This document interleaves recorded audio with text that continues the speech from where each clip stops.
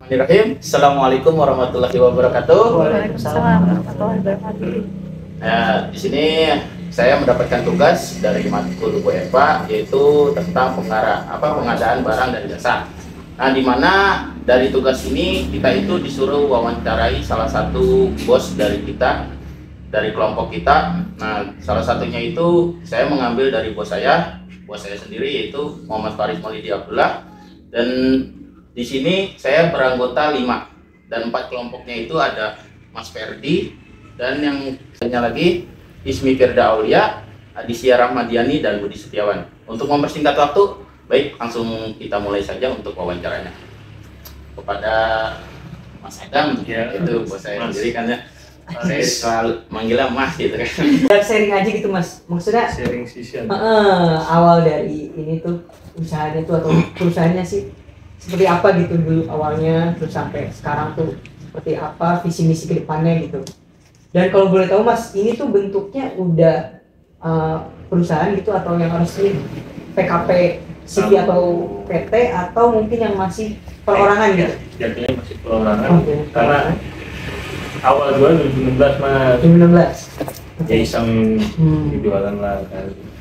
Terus mulai bikin NPWP berarti kan kena pajak dong, perorangan, kena PPH final, UMKM 0,5% tuh.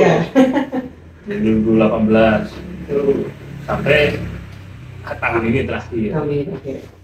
Kalau dibilang PKP belum, badan usaha itu berarti kan PKP itu kan pengusaha kena pajak kan. Iya, betul. Ya sudah kena pajak itu, cuman emang nominalnya gede karena harus nyertain PPN 11% laporan. Saya belum, nah tahun depan tapi sudah karena masa pajak UMKM-nya dikasihkan 7 tahun. Berarti tahun depan ya saya harus bikin CV kalau PT. Tapi ya CV juga bisa kan manfaatin 0,5 lagi 4 tahun. Kita mau makin terus ya. Kalau bilang kenapa belum PKP ya karena PKP atau CV atau apa, saya omset pun nggak gede Mas, kecuali setahun itu kan 4,8 ya, belum, itu masih aman. Selama ini 4,8 itu masih aman, jadi nggak kena PKP. Cuma kan karena masa 7 tahunnya sudah mau habis ya, kalau saya harus bikin perusahaan di sini harus lebih legal ya daripada hukumnya. Itu sih Mas. Jadi memang proses ya dari kita kan mulai usaha yang tadi Mas bilang dari awal jualan-jualan, dan itu kan nggak mungkin kita langsung diri perusahaan juga kan. Iya. Perlu mulai dari bawah dulu pelan-pelan. Instan. Iya. Ngeri juga. Instan. Perlu waktu juga masuknya. Oke. Jadi itu visinya Mas ke depannya atau misinya? Selain yang tadi Mas bilang kan, ya kita mau ada peningkatan itu. Pasti ya pengen ya, terus ya kita itu udah dari 2016 sampai 2022 akhir ya megang BRT aja, kita jual produk BRT kita kasih tim. Nah semenjak 2023 oli ada Lupromex, terus sama produk Daytona ya kita nambah. Jadi ya kedepannya ya pasti kita ingin bertambah terus, jadi semakin banyak produk yang kita jual juga Mas. Ya berharapnya ya semakin meningkat terus pastinya perusahaan. Kita ingin dong perusahaan itu malah mundur, pastinya maju Mas. Berarti jatuhnya tuh ini kayak rekanan penjualan dari BRT itu Mas. Rekanan gitu Pak. Dan ya ada perjanjian juga sih, ada targetnya sebulan minimal 230 juta minimal. Dari BRT-nya sendiri tuh Mas. Kalau merek lain ini kesini masuk gak? Atau belum? Kayak BRT Daytona itu. Ada Aki, Motorbike cuman ya kecil, nggak nyampe 100 juta. Bertiga itu nggak ya. Kita opsi aja karena BRT itu nggak semua produk ada, misalkan kayak SMP apa Kampas Gada contoh ya, otomotif. Dan opsinya kita jual merek lain, makanya ada di Daytona. Kita udah Spider yang nggak ada gitu. Jadi ya buat nutup celah yang nggak ada gitu. Karena kita bengkel juga kalau nggak ada barangnya ya repot dong mas. Mas bukan gini, mas nggak ada mas. Masa suruh beli lain saya. Kita nggak buangnya seperti itu mas. Ya mbak. Ya. Oke, itu kan dari sisi barangnya mas ya. Kalau dari jasanya kan ada bengkel juga ya mas. Iya. Ada bengkel. Nah itu kalau penjualan barang berarti selain dari bengkel, untuk bengkel gitu maksudnya, ada juga online juga berarti. Online. Marketplace. Market. Ya 90% online sih pasti. Lebih ke online. Kalau bengkel ya dikit mas, karena ada semua. Karena ada yang hobi, bikin bongkar sendiri, nah saya kan minat banget ke bengkel. Sudah bisa sih mas. Saya nggak bisa nih kayak gini nih dia. Mas barang nggak bisa nih. Padahal dia sendiri. Bagus nih gambarannya, perspektifnya juga bagus. Ini kalau dari Paris ada pandang lebih dalam gitu. Baik.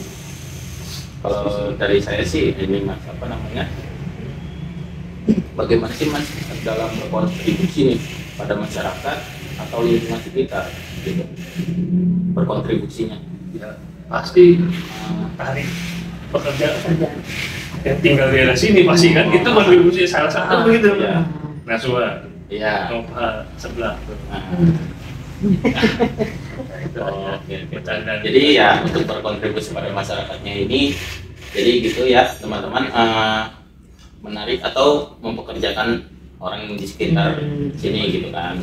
Memang harapannya gitu kan, ya kita usaha di sini ya mbak, kita nyari uang di sini, masih kita ada kontribusi kan, bener nggak? Itu hal positifnya. Buka lapangan kerja lah ya. Dari kayaknya, ini struktur gitu mas, struktur organisasi. Mas sambil pegang, masnya berarti kan ya? Pegang owner langsung gitu. Apanya? Untuk manajemen di sini. Atau mungkin ada bagian ya, kayak purchasing, ada yang kontrol bisa kepala toko dan lain-lain gitu. Gini mbak, kan ini toko yang ada di toko udah. Oh.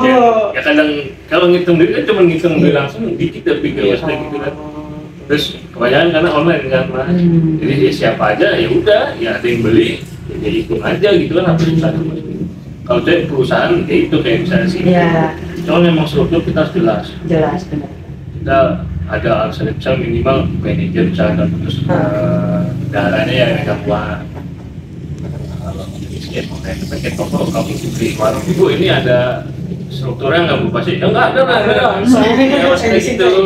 Cuman untuk ini tuh masih kayak perorangan, jadi kalau buat manajemen itu segala macam itu belum ada. Jadi organisasi itu masih dipegang, jatuhnya ya dipegang ownernya gitu kan, maksudnya oleh ownernya. Jadi yang bawahnya itu ya Ya barang-barangnya. masih kayak ada adminnya, terus ada ya admin nama udah admin packing gitu.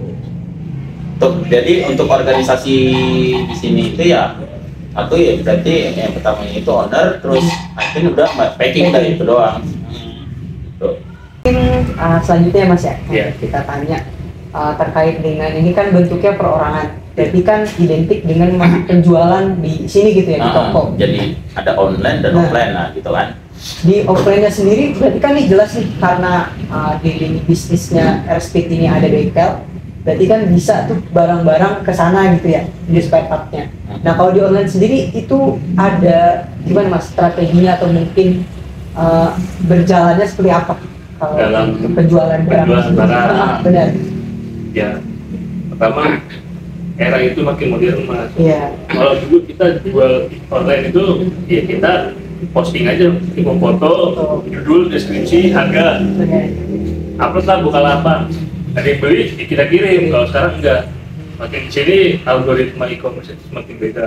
Nah kita salah satunya menawarkan produk. Ya kalau kita cuma upload, ya foto, judul, via video, deskripsi, itu kurang menarik sekarang mas. Bahkan ya produk kita itu makin lama makin turun, kalah sama yang melakukan live video. Jadi strateginya itu sekarang kalau e-commerce sekarang itu yang bayar, ya kita yang melakukan live, kita nawarin ke produk. Ya ada yang nonton, kita tahu mas, mau nggak ini ada versi TT apa versi entry atau kampas ganda. berapa mas, ini harganya, kita tag videonya gitu kan, ini loh mas misalnya kita 200 saya pikir gitu kan.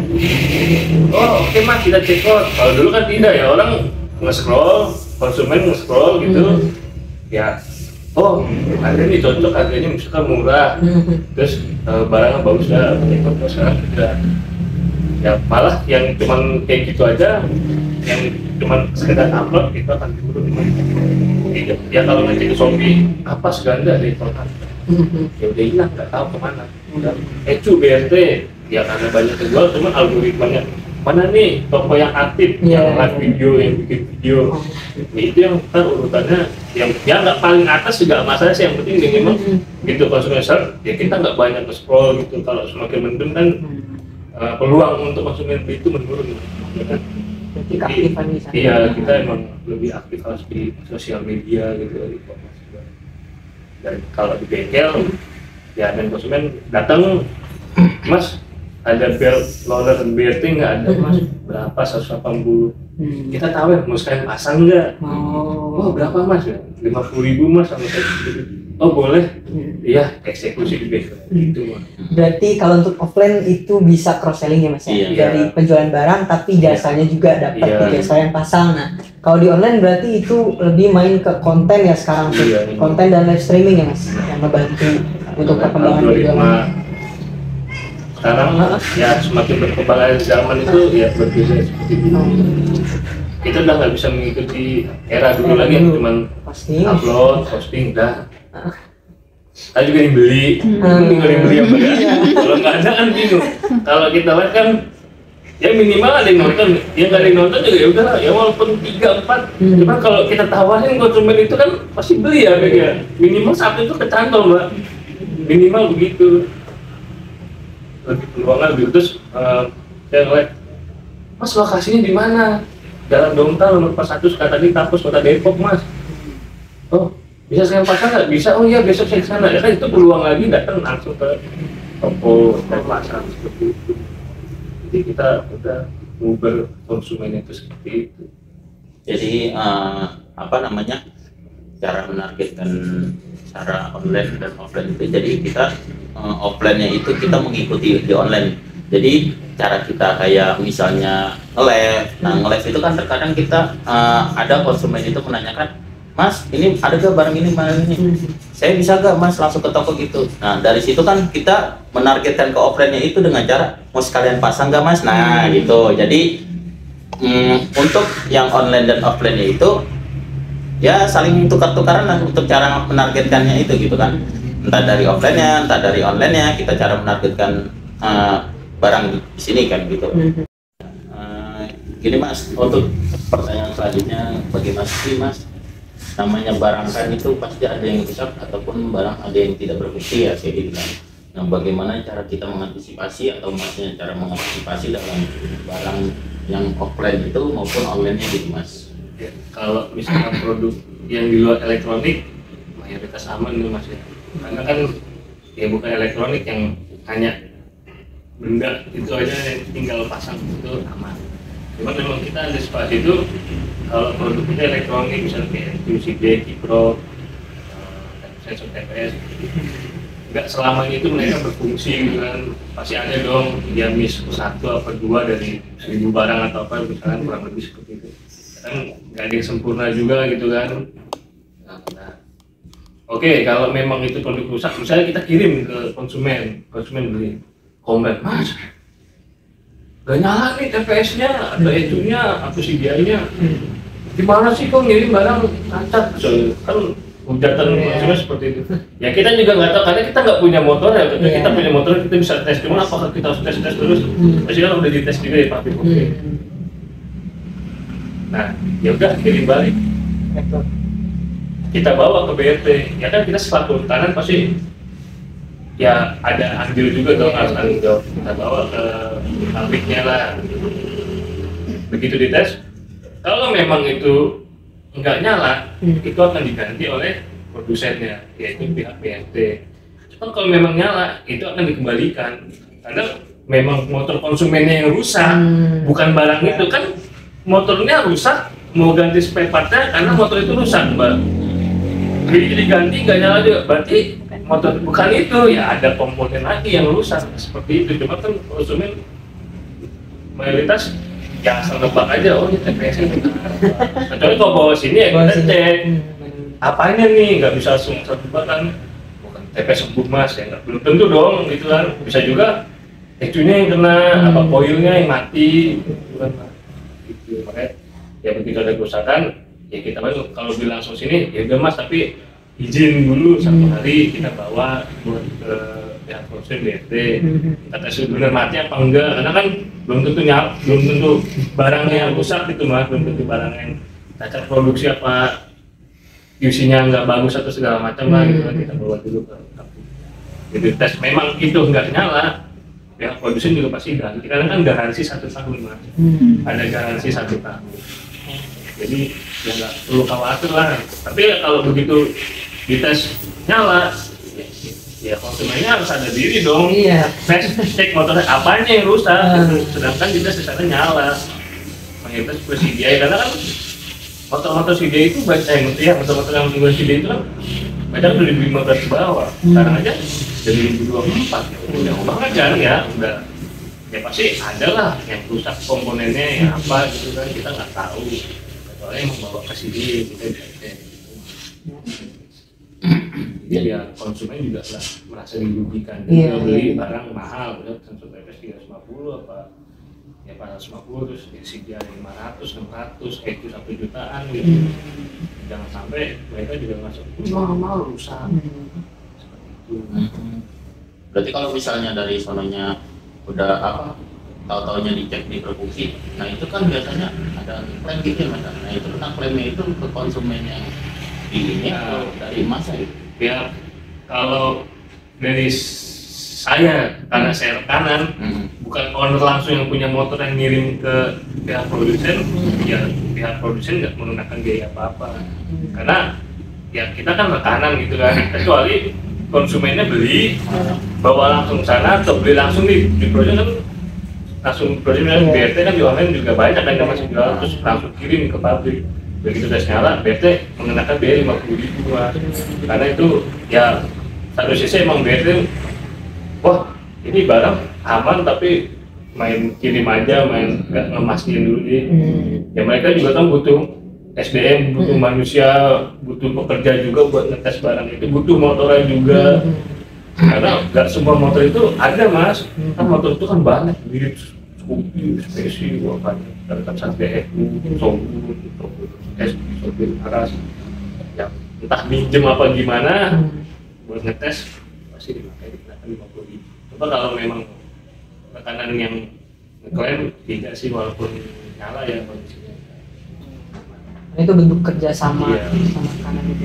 Karena ya rekanannya pun ikut aktif ya, kecuali memang ada motornya di sini ya, kita langsung tes aja di motornya. Karena nyala, jadi tes ke sana nyala, ya udah berarti motornya itu kita harus cek apa. Berarti mungkin pertanyaan selanjutnya gitu mas, kalau dari proses pengadaan barangnya gitu, ini kan jatuhnya berarti rekanan reseller ya mas jatuhnya. Iya. Nah jadi ini kan masnya order nih ke BRT, itu per bulan kah atau mungkin ada periode waktu tertentu untuk order? Setiap hari order berarti? Setiap hari order, barang datangnya setelah sehari atau 2 hari? Tergantung. Kita di pihak BRT juga nggak selama barang itu ready mas. Karena kan ya barang itu banyak jenisnya, macamnya. Mereka juga punya kemampuan produksi kan, nggak bisa produksi semua motor setiap hari, setiap saat, setiap waktu. Ya jadinya ya kalau misalnya udah sekarang kebanyakan besoknya ada, tapi kalau yang nggak ada ya mereka minta waktu 3-4 hari buat produksi. Jadi saya masukin orderan, bayar, produksi di sana sistemnya kita bayar dulu, bukan ada barang ada uang. Kita harus bayar dulu mah. Ya lu nggak ngasih duit ya gua nggak bikinin, kasarnya seperti itu. Kalau misalnya lain kayak Daytona, Promax, mereka nganter, begitu nganter kita cek oke barangnya sesuai lah ya, quantity dicek aman, nggak ada cacat fisik, nggak ada apa, kita bayar. Kalau BT enggak, kita bayar dulu baru barang dibikinin baru dikasih mas. Yang saya tangkap berarti kalau dari BRT sendiri itu kita harus bayar ya, dan itu ordernya itu harus setiap hari karena kan memang rekanan ya. Juga sih, yang penting targetnya minimal 230 juta sebulan. Oh iya, berarti sesuai target Iya, gitu ya. kalau enggak, jangan dianggap reseller. Iya, oke. Siap. Ada lagi Paris tanya? Untuk pengadaan jasanya mungkin ya. Iya, biasanya. Untuk pengadaan jasanya itu yang offline itu di sini tuh bisa apa aja gitu kan? Bisa apa aja mas, maksudnya dalam offline itu di sini pengadaan jasanya itu Pelayanannya apa aja gitu kan yang bisa dilakukan di Airsplit ini kayak gitu mas. Maksudnya Lebih ke bengkelnya ya. Iya. Ke motor ya berarti kan servis motor, servis servis karbon, servis CVT, pergantian spare part. Terus kadang anak muda ya suka memodifikasi gitu kan, ya kita terima mah. Dan sekarang juga karena pemerintah lagi mengencarkan konversi motor listrik ya, nambah lagi nih pekerjaan kita konversi motor listrik ya buat mengurangi subsidi bahan bakar. Dan lumayan loh mas, itu konversi subsidi 10 juta, yang dimana 116 juta bayar ya cuma 6 juta gitu kan.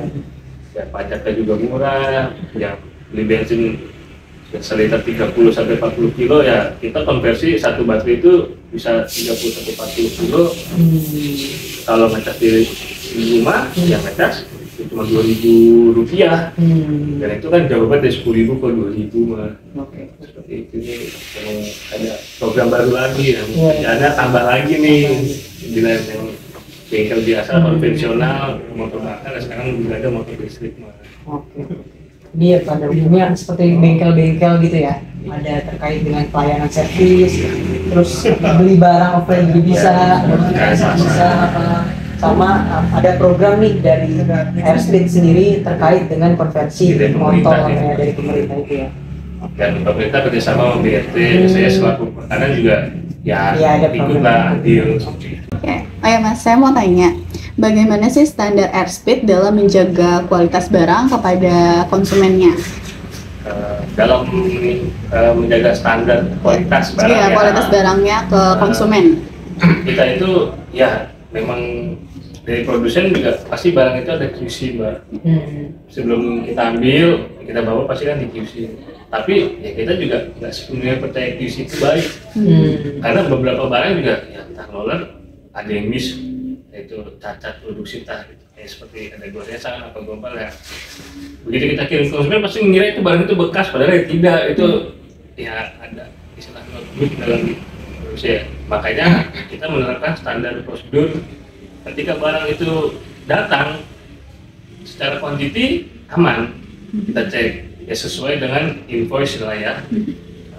Tapi kita juga ngecek bagaimana fisik barang itu aman atau tidak, apakah ada cacat atau goresan atau ada barang yang kurang, bahkan kayak roller aja yang seharusnya 6 kadang ada yang 5 atau bahkan lebih 7 ya, karena ya tidak sepenuhnya barang itu isinya sesuai atau benar, tapi tidak banyak sih, paling ya 1-2 tapi ada gitu mbak. Kita juga menjaga agar ya kalau kita kirim ke konsumen dan konsumen itu komplain, itu kan PR buat kita sendiri. Yang pertama PR-nya rugi waktu, ya seharusnya itu barang itu sampai konsumen bisa pakai, ya bisa konfirmasi terima pesanan, dana itu cair ke kita, ya itu memakan waktu lagi buat retur barang. Ya, bahkan kadang konsumen juga ada yang nggak mau. Jadi cuma sekedar retur buat pengembalian dana, tapi barangnya nggak mau dibalikin lagi. Ya, ada konsumen seperti itu ya. Biasanya konsumen seperti itu udah kecewa mbak. Ya, kita tidak mau seperti itu, kita menjaga ya barang yang kita jual. Ya walaupun bukan kita yang bikin, tapi kita yang jual, kita punya tanggung jawab untuk andil buat menjaga barang itu sebelum dan sesudah sampai itu sesuai dan hasil kualitas itu baik, bagus yang diharapkan oleh konsumen. Ya baik, berarti emang benar-benar dijaga banget ya kalau misalnya untuk kualitasnya itu, karena kan kalau online itu kan lebih ini juga ya, kalau jual online tuh harus lebih aware lagi buat barang-barangnya gitu ya, supaya nggak banyak komplainan-komplainan gitu ya. Ya, ini sendiri pasti paham. Faris, saudara Faris yang berpengalaman sini ya pasti paham bagaimana barang itu datang kan, dicek oleh Karsa gitu, dicek dengan teliti di video ini. Karena buat bukti juga benar nggak, kadang dari pihak produsen juga minta video unboxingnya, minta video pengecekannya benar nggak. Jadi ya sedikit menambahkan, jadi kalau misalnya barang datang nih dari BRT terus ke sini, kita misalnya order terus barang datang kan ke sini ya. Jadi kita itu di sini ada sistem yang dinamakan di unboxing terus sambil video gitu kan. Jadi sebelum kita menjual ke online ataupun offline ya, kita memastikan nih, barang itu benar-benar bagus dan berkualitas gitu. Jadi kalau misalnya kadang kan dari sono itu kayak ngirim roller itu ataupun ngirim noken itu ada yang peang, ada yang goresan-goresan kayak gitu. Nah, jadi yang goresan-goresan ataupun yang itu kita balikan lagi ke sono. Jadi kita mengambil yang bagusnya untuk memastikan kalau kita jual di sini original dan barang berkualitas. Nah, gitu untuk tambahannya. Oke, siap. Terima kasih banyak ya Mas ya. Baik, mungkin ini pertanyaan terakhir ya Mas terkait. Ini kan ada bisnisnya berjalan antara offline dan online. Dari Airspid sendiri, dari Mas Adam nih, kalau untuk harga komponen atau spare part yang dijual itu sama atau tidak antara offline dan online-nya? Kalau misalkan tidak, itu ada apa aja yang mempengaruhi itu gitu? Kalau dulu jualan dari 2016 ya sekiranya sampai selesai COVID 2022 akhir itu tidak ada perubahan Mas. Oke. Antara kita jual online dan offline, karena e-commerce itu meminta komisi. Tapi zaman dulu itu sedikit Mas. Oh, masih rendah. Dulu itu 2016 sampai 2018 itu masih gratis. Atau makanya cuma 1% lah. Iya. Makin lama makin naik 2%, 3%, 4%. Pas semenjak COVID itu turun 2,4, ya saya juga tidak paham. Malah tapi 2023 itu tiba-tiba naik 5% Mas. Oh. Dan bahkan sekarang 2024 6,5%. Kalau kita potong dari keuntungan, ya kita bisa kolaps juga Mas. Buat gaji karyawan juga tidak ada dong pastinya kan. Kita tidak ada, ya sudah dasar untungnya tipis, bukan yang margin besar kayak menjual baju atau apa. Ini sepeda motor ya masa 10% juga udah alhamdulillah gitu kan Mas. Ya udah, terus ya jadi kita bedain harga antara online dan offline. Kalau offline ya kita ngikut harga retail dari pihak produsen. Misalkan sensor TPS 350, tapi gitu kita masuk ke e-commerce ya kita naikkan berdasarkan komisi yang mereka minta. Tapi kita juga ya mereka mintanya 6,5, ya kita enggak 6,5 juga, ya kita naikin 5% lah. Berarti sebagian kita subsidi masih oke lah gitu Mas, asal kalau benar-benar sampai 6,5 ya kita kelabakan juga ya kewalahan. Dan makanya ini PR juga sebenarnya saya tuh e-commerce sekarang yang merasa kita itu untuk mereka.